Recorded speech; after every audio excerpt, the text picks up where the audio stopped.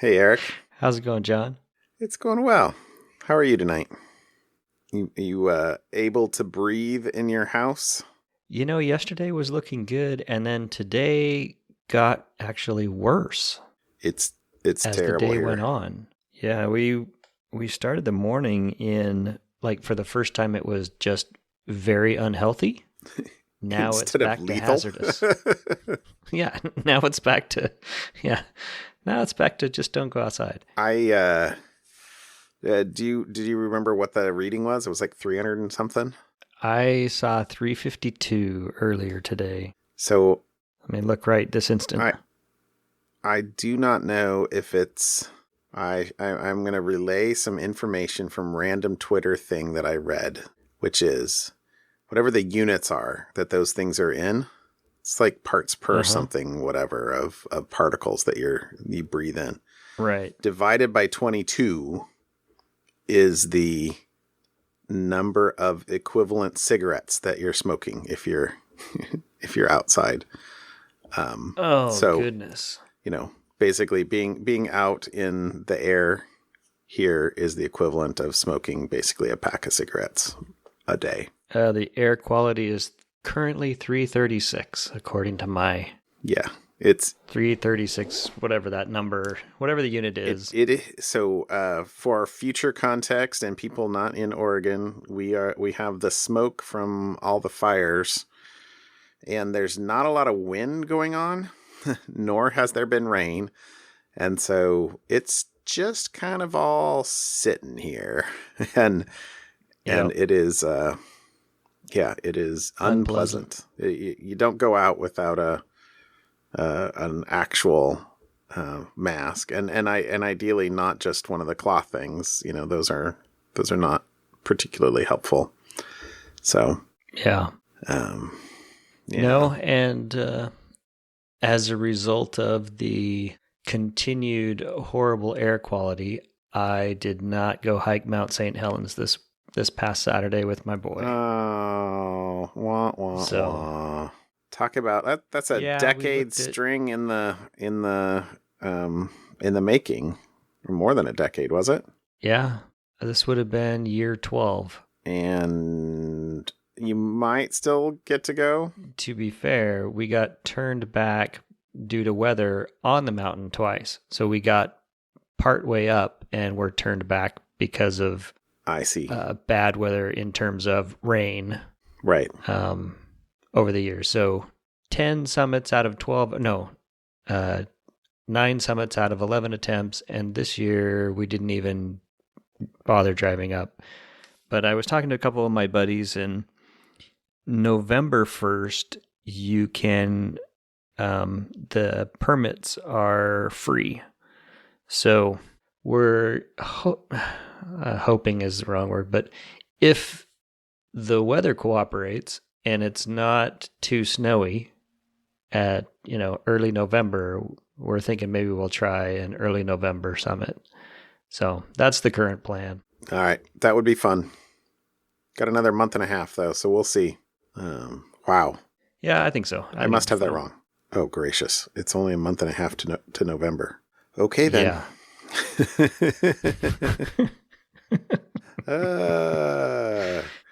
All right. 2020 is almost over. Yeah. So, I can't wait. Please, just let it be over. Yeah. So, anything else fun this weekend? No, mostly still staying around, hanging out at the house, not going outside.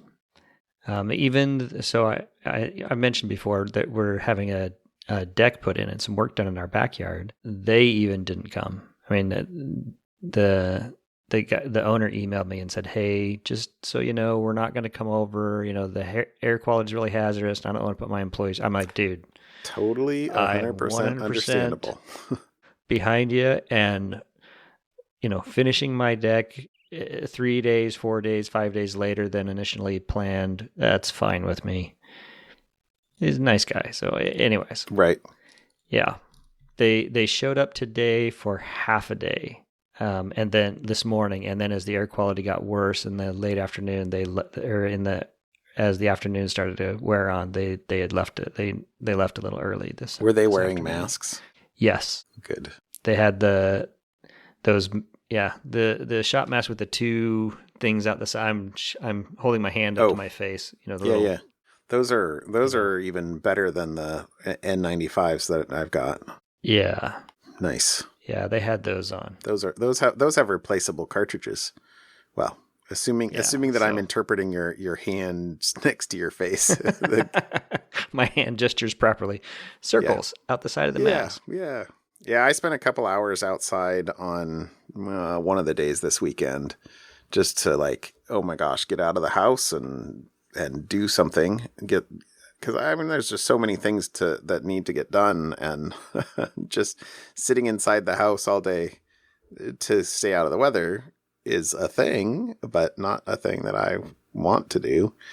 But after a couple hours, I mowed and I did. I'm working on a project in my shop, and anyway, after a couple hours, I was like, well, this mask is uncomfortable, so I'm done. But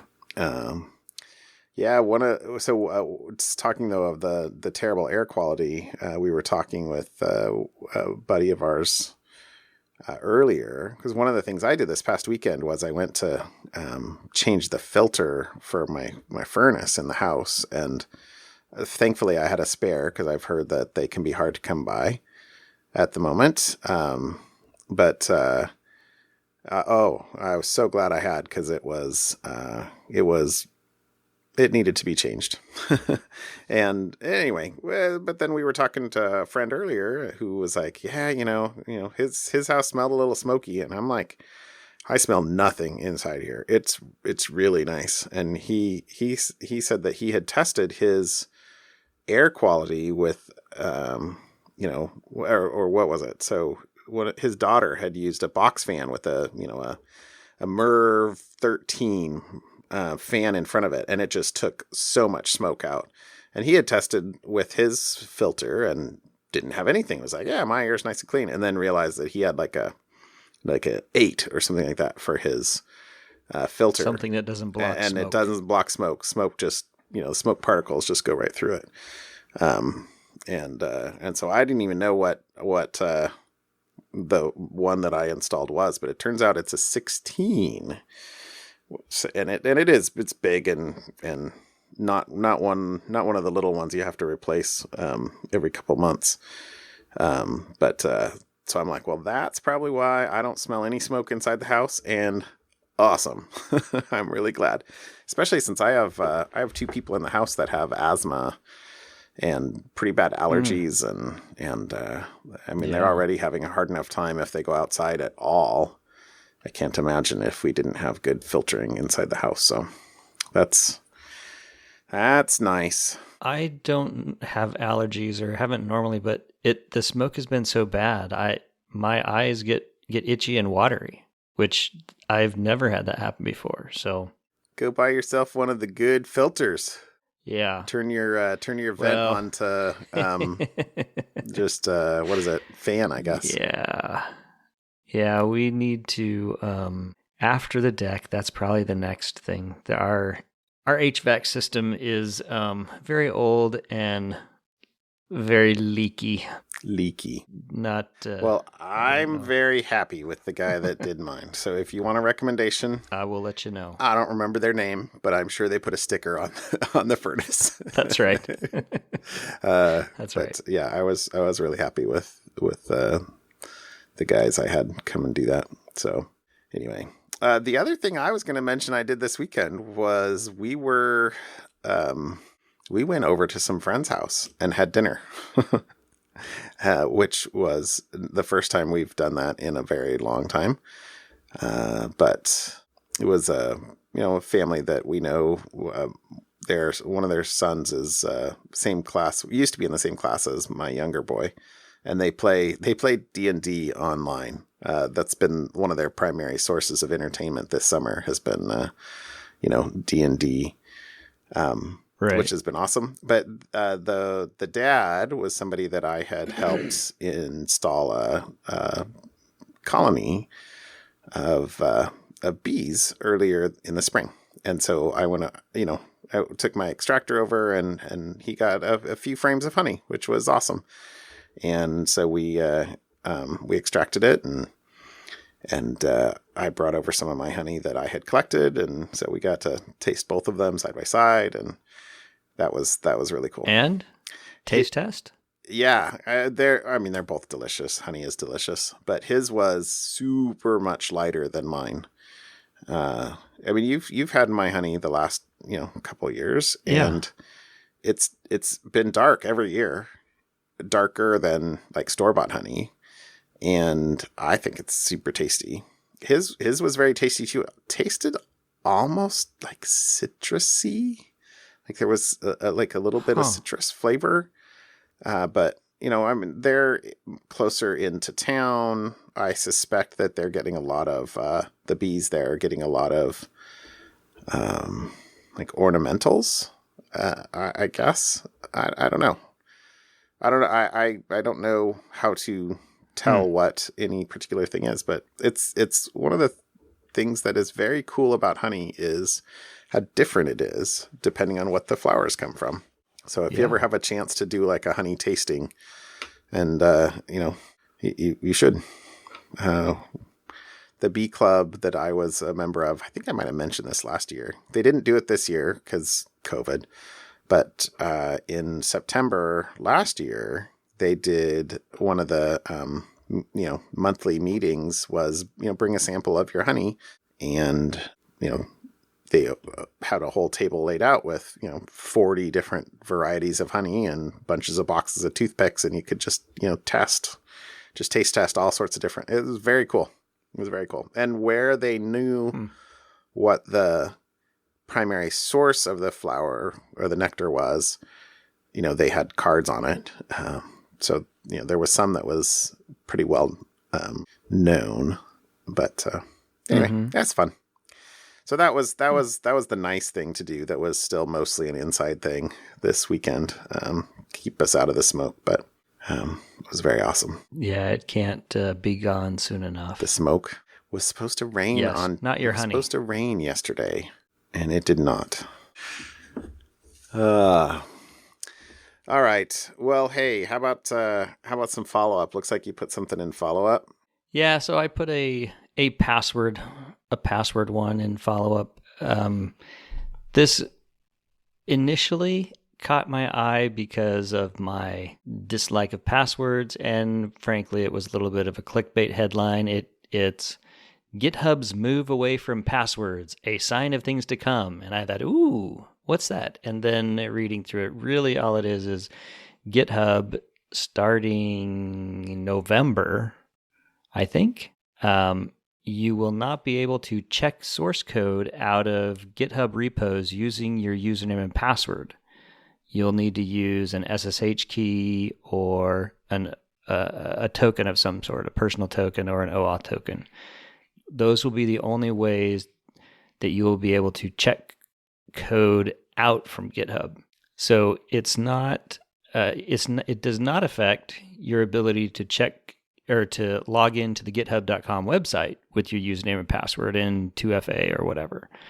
But when you want to clone a repository, you're going to need to use a token. So it was, yay, let's get rid of passwords. And then, this was actually announced in 2019, and now it's just finally they're flipping the switch and saying, if you want access to source code in GitHub, you need to use SSH keys or I assume I know what I'm doing at work, but for home, I haven't. Yeah, if you're using HTTP, I'm not sure. If I look at my git config, I've got helper equals OSX keychain, but that doesn't really tell me much. Unless you have gone in and configured a personal access token, which is essentially the one-time password with certain permissions for a specific repo, you are probably using your username and password, and that's what's being stored. Yeah, in the the fact that it was saying use a keychain, That's suspicious making. Yeah. So there you go. That's my just follow up. Hey, let's get rid of more passwords. Oh, it's not what I thought it was, but it's close enough. It's still good. Well, I also threw something into follow up, which I didn't realize it was follow up from so long ago. Because I saw a news story, came across, I guess, probably Twitter at some point this week that said about Microsoft's underwater data center. And it had a video or a GIF of them power washing the outside of this data center. And I was like, oh, we talked about that on the podcast. That'll be a great piece of follow up. Well, it turns out it was from episode 27, which was actually a very, very long time ago at this point. June of 2018. That means that this must have been. Was it my something fun? I don't remember. It must have been my something fun. I don't know how it would be related to security. Anyway, I didn't actually look at that, but that must have been when they had put it down, because it says that it was deployed to the seafloor in spring of 2018. So if we were in June, it must have been within a couple months of that. So they pulled it up. So this is Microsoft's Project Natick, and it's basically, a fully self-contained data center that they drop in the ocean, and presumably there's plug-in network coming out of it, but other than that, it just stayed on the floor for the ocean for 2 years. And, this is an experiment, not production. I don't think they're running Azure production servers there necessarily. I don't know. Maybe there are. But it is the Azure team. And so the thing is that they claim, so a couple data points here. I hadn't caught this in the 2 years ago when we were talking about this. There were 864 servers in it, and they filled it with nitrogen, so the environment would be pretty benign. And it said that the servers were 8 times more reliable than those on land. So at least, I guess, my cynical side would be, maybe you got lucky. One data point doesn't make a line, but you can check out the article that we'll throw in the link. But they took samples of the air from inside to see how it had possibly changed with off-gassing from components, from being filled with nitrogen. And there were other comments in there that said, why would it be potentially more reliable? They aren't humans, walking down the aisles, bumping into things, or, doing maintenance on nearby servers and pulling out plugs or doing anything else. There were clearly failures, because there was also a comment that said that they had extracted, some of the failed servers and cables and things like that to take for analysis back in Redmond. But anyway, there's follow up. So the Project Natick continues, and that particular experiment looks like it was pretty successful. Oh, I guess one of the other things that they said was, something like half the world's population lives within a few miles of the sea, or of some sea, some ocean.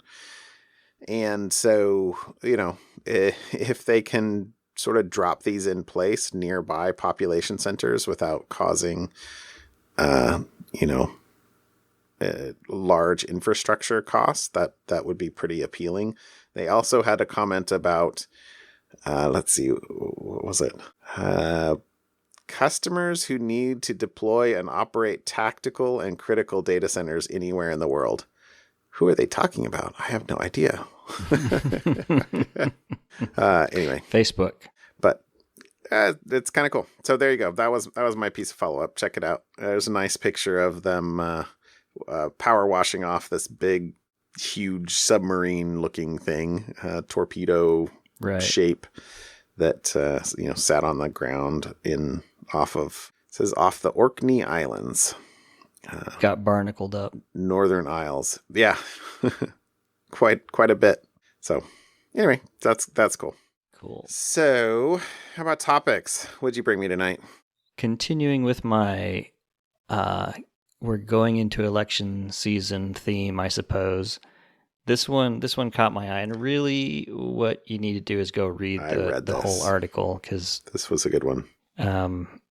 It's very, very detailed, but essentially there is a data scientist who is now a former Facebook data scientist who wrote an internal memo, and this is just more along the here's how easy disinformation happens, and here how pervasive and prevalent disinformation is, especially around nation states and political entities and governments. So I'm going to read just a few quotes from Sophie Zhang. She says, "In the 3 years I've spent at Facebook, I found multiple blatant attempts by foreign national governments to abuse our platform on vast scales to mislead their own citizenry and caused international news on multiple occasions." Now, this is a BuzzFeed News article. I should have prefaced with this, that she declined to talk to them. And the memo that she got, apparently she sent out internally at Facebook. So it wasn't a public memo. I guess there must be some... She was not naming and shaming. Right. She was trying to raise alarm bells internally. And, it says she did not want to go public for fear of disrupting Facebook's efforts to prevent problems around the upcoming 2020 U.S. presidential election, and just concerns for her own personal safety. So, there's a lot of items in the article that talk about very specific cases of political leaders and governments and what they were doing to boost various things. So it really, you should go read it. I can't do it justice here. But when, she went and asked the company, hey, how do we do more to stop this malicious activity relating to elections and political activity? And she says she was told that human resources are limited. Facebook, for the most part, was spending those types of dollars on getting rid of spam and not civic type work, and she was told to stop. And this is all her account from the article. When she was ordered to stop focusing on civic work, she says, "I was told that Facebook would no longer have further need of my services if I refused." Brutal. To the point where apparently she even turned down a $64,000 severance package from the company to avoid having to sign the non-disparagement agreement. When you depart a company, they want to make sure you don't go say nasty things about them. Okay, nice. And so she was speaking out internally. She even offered to stay. And so, anyways, oh my gosh. she was fired. This person is month, a hero. And she posted her memo, 6,000 some odd word memo, on her last day, and she even offered to stay on through the election as an unpaid volunteer. That's how, much she thought it was important work to do. So she, in her goodbye and her letter, she encouraged her colleagues to remain at Facebook and to fix the company from within. And this one just was something that I think is just going to intensify, at least for the next month and a half, as you noted earlier. Yeah. Especially here in the U.S. leading into the U.S. elections.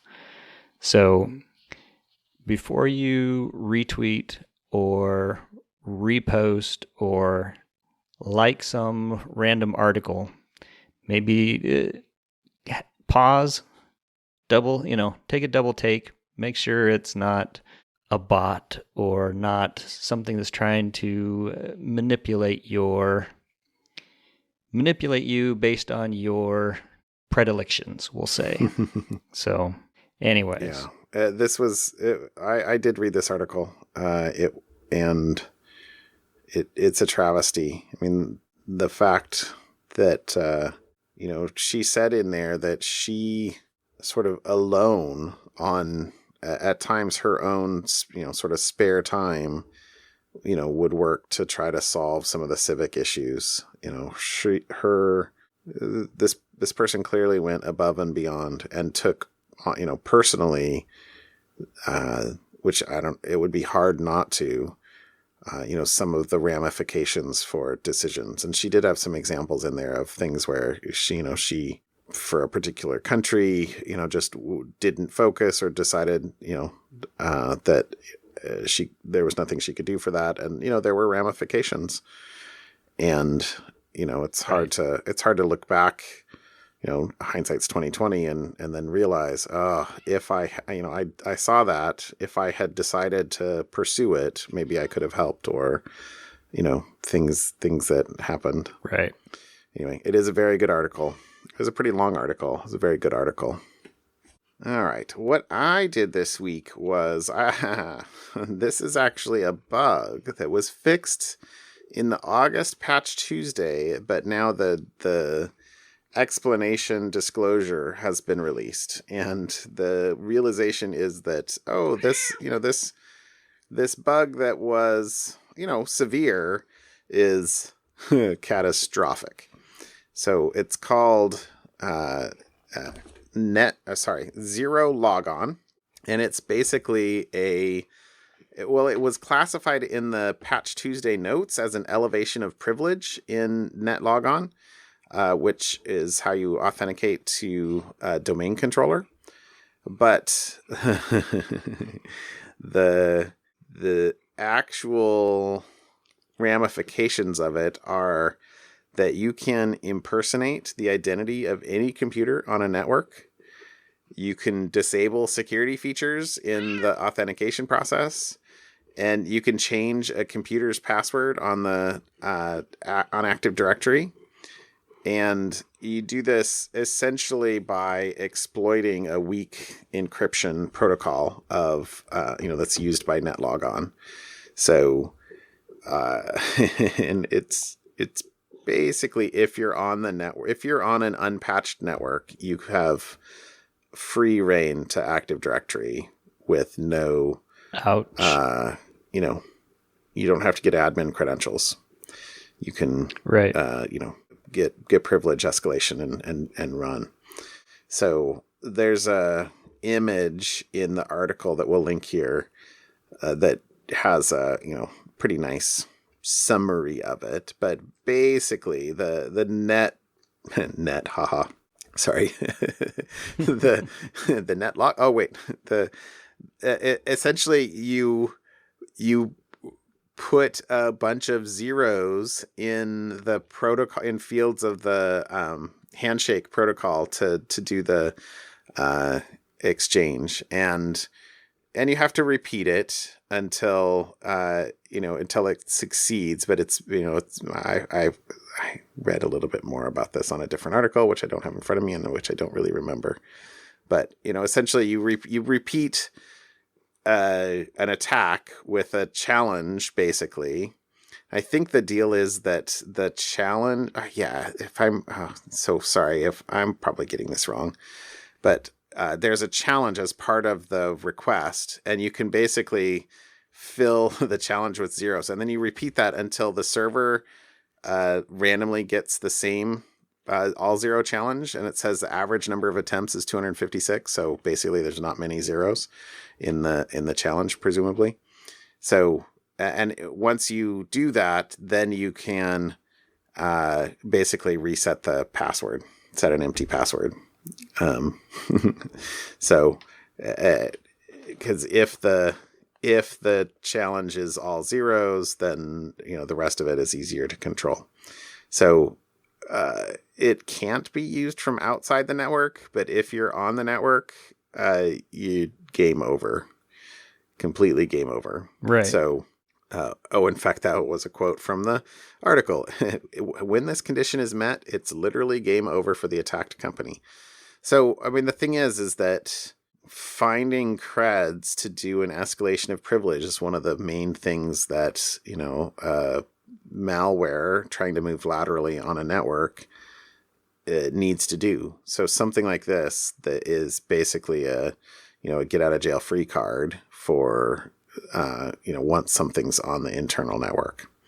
So, oh my gracious, better hope that you've patched. And if you haven't, patch as soon as possible. Because malware and ransomware will absolutely be exploiting this because exploit code was available Monday night. I want to say it was Monday night. And then I saw a tweet earlier tonight that Mimikatz has added support for it. So the exploits are already available, and it is this is a bad one. There were some other details in the article about the patch. So it turns out, and I didn't realize this until I read the article here, but the patch in Microsoft's Patch Tuesday for August wasn't actually the full fix. It was basically a stopgap measure to make the security features that ZeroLogon disables mandatory for all authentications, which breaks the attack chain. So it mitigates this for the time being.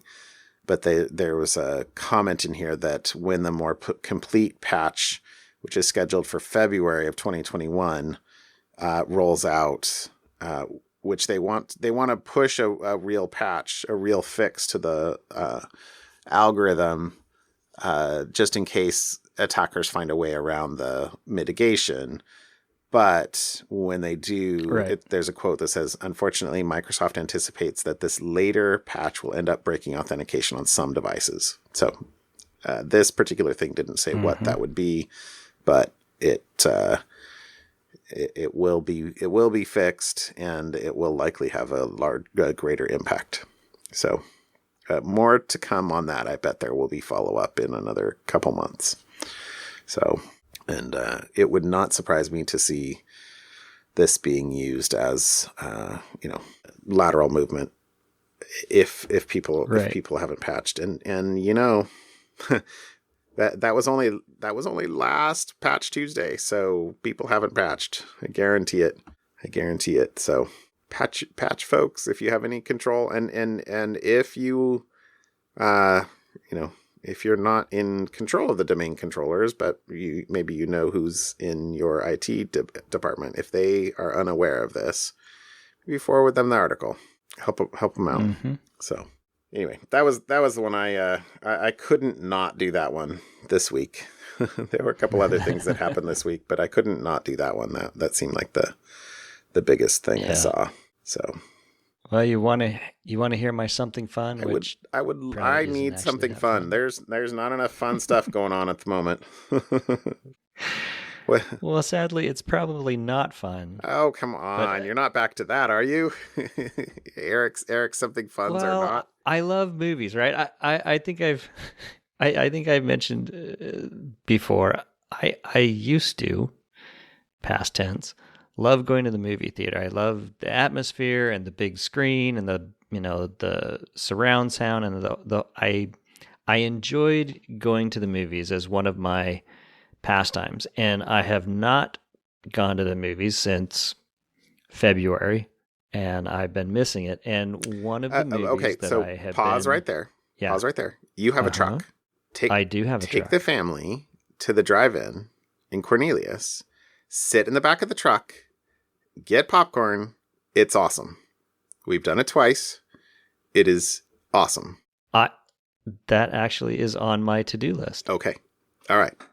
But there was supposed to be this, Christopher Nolan has a movie, Tenet, which I have intentionally avoided learning too much about the movie because I wanted it to be a surprise, and they kept delaying the movie. It was supposed to be a big summer blockbuster, right? I mean, it was a $200 million movie to make, and it was the big thing that was supposed to bring people back to the movie theaters as the country began to open back up.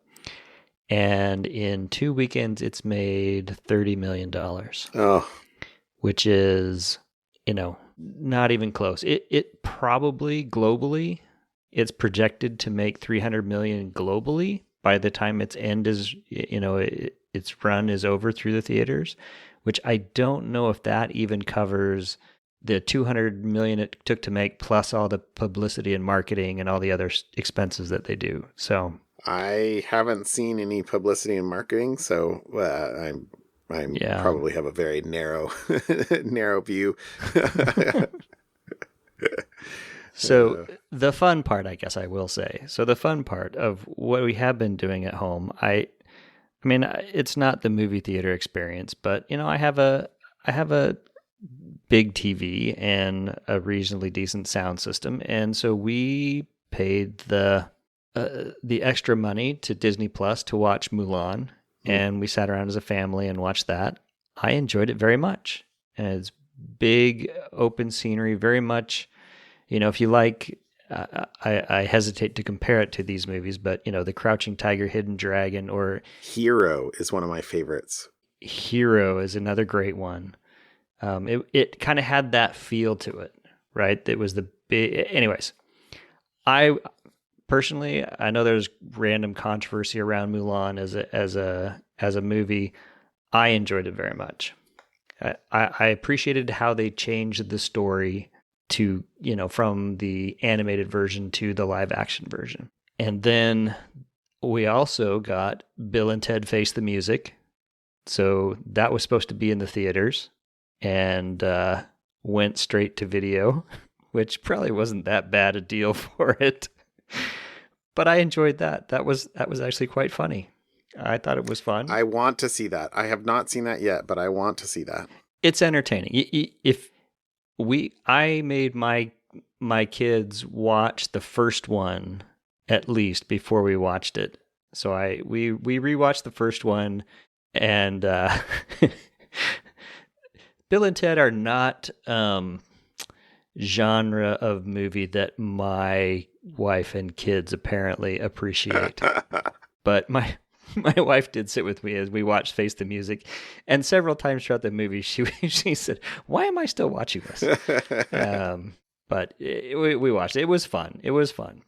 And then the one movie that was supposed to go on into the theaters that Apple TV Plus bought as an exclusive is a Tom Hanks movie about World War II. Tom Hanks has been working apparently on this movie for 10 years, the script and everything around it. He likes his World War II movies, and it's called Greyhound, and it's on Apple TV Plus, and I would recommend watching that one as well. It's the story of a support convoy to move supplies from the U.S. to the UK, and their encounters with German U-boats. So it was very good, very good. So I have tried to enjoy or get parts of my movie watching, my theater experience at home, and so far it's not as bad as I thought it would be. I'm having a nice time. I would not mind if Tenet was on my home. I could do it at home, because I'm sure not going to a theater yet. Nope. Although maybe it's playing in Cornelius. Who knows? All right. I got a couple things to watch there for sure. All right, I have two something funs. Well, 1.5 something funs, because I have to at least mention. So JR posted something in Slack, and he even said in his thing that this is posting this was definitely pandering, but I'm not actually sure if he meant because it's about bees or because the researcher's name was Allison McAfee. So anyway, so this article is about some scientists in British Columbia, I think, that are doing research on honeybees to figure out if they can tell what when a queen bee fails, why she failed.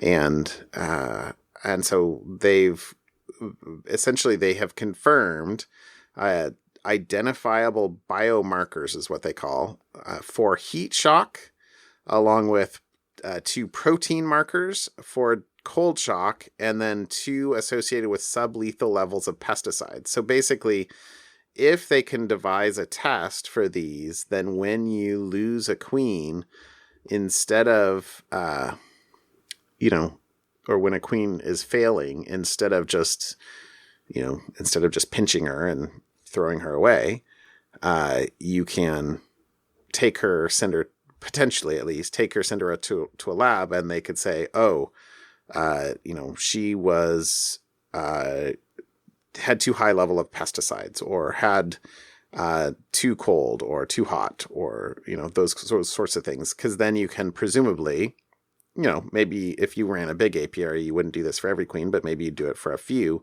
And then that would help you with your management practices to say, I need to provide better cooling, or I need to, put some insulation around the hives in the winter, or, I don't know what you do for pesticides. Huh. Presuming that. What about smoke? No comment. Sorry, I totally derailed. The thing I feel bad about is, how many people lost their hives in that. I mean, hive is not something you can just throw in the back of the truck and drive away with. Right. So I'm sure that there's a bunch of beekeepers along there that have had a very bad couple of weeks. So anyway, sorry, I didn't mean to bring down your something. Thanks fun. for that. No, it's okay. Sorry. No, it's good. But that's the first one. So thanks, JR. And my quote unquote actual something fun for this week was Library of Congress launches a new tool to search historical newspaper. Yeah. Did you look at this? I did. So this is totally cool. Totally cool. This is cool on two levels. So they call it Newspaper Navigator, but the first thing is that you can just search for newspapers. It says, let's see, start year is 1900 and end year is 1963. So 63 years worth of newspapers. And it says there's 1.56 million historic newspaper photos chronicled here. So you can just search. So if I search, I'm going to search for a violin. I don't know what's going to happen with this here. But so that's the first cool thing, is that you can search for something, and literally in, I don't know, what was that, 5 seconds? I had a ton of records. So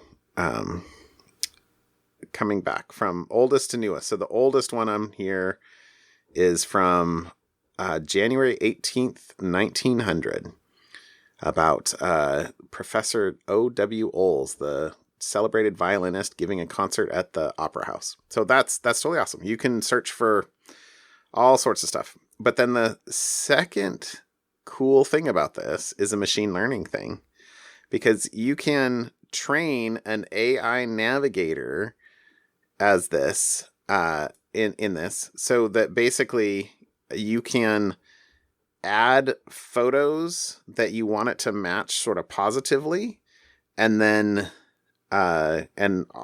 potentially photos to avoid, and then it will find other similar photos among the newspapers. Then it'll train a image classifier right then and there. So isn't that cool? Sorry, I'm searching for random terms and looking. Yeah. Right? Sorry. You can get lost. You can get right. This is a rabbit hole you can go down. This is a total rabbit hole. So this is And did you mention all the code is on GitHub? I didn't even know all the code was on GitHub. Yes. Wait, If you go LC Labs? to github.com/Library of Congress/newspaper-navigator. Oh, it's even more something fun than I thought. That's fantastic. Just make sure you use an SSH key to clone the repo. How awesome is that? Well, there you go. Newspaper Navigator. It's on GitHub. But the coolest thing I thought, they did a great job for the search. It's fast and awesome. But the dynamically training agent to or a Right. model to for searching the images, I thought was just fantastic. Anyway, that's my something fun for this week. That has to be my something fun. So yeah, it's a lot of fun. But it is a total rabbit hole. Yeah. Well, can you imagine if you I don't know. I'm just thinking of my kids if they have to write papers. The school is now well in session. Thank you very much. And I like people putting things out, especially government funded for the public good projects on GitHub. Yeah, Your tax dollars at useful work. Exactly. Thank you. This is awesome. All right. Well, check it out. Yep. Call it a show. Hoping the smoke. Well, stay inside. Hoping we get our rain for sure on Friday. Yeah. I'm hoping tomorrow is better because today was weird. It just got worse. Air quality got worse as the day went on. Oops. I'm hoping it goes the other direction tomorrow because I kind of want to go outside. I agree with you wholeheartedly. My fingers are crossed. All right. Have a good night, John. Talk to you later, Eric. Bye. All right. Bye.